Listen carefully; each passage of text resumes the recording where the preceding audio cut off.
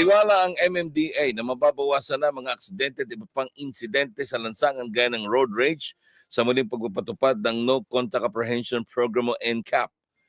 Ito ang inihayag ni MMDA Traffic Discipline Office OIC Head Attorney Vic Nunez matapos maglabas ng kautusan ng Korte Suprema na pag-alis sa Temporary Restraining Order o TRO sa NCAP. Sa panimdaman ng Abante Radio, sinabi ni Attorney Vic Nunez na kakibat ng pagiging driver ay pagkakaroon ng responsibilidad at disiplina sa sarili. At meron man CCTV o wala sa mga kalsada, importante ang pagsunod sa mga batas trapiko upang maiwasan din ang pagiging mainitin ang ulo na nauuwi sa krimen.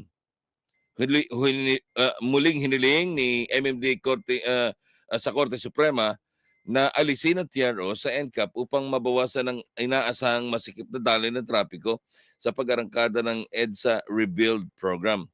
Ang NCAP ay isang programa ng MMDA kung saan ay hinuhuli ang mga lumalabag sa mga batas, trapiko sa pamamagitan ng high-definition CCTV at iba pang mga makakatanggap ng summon o subpoena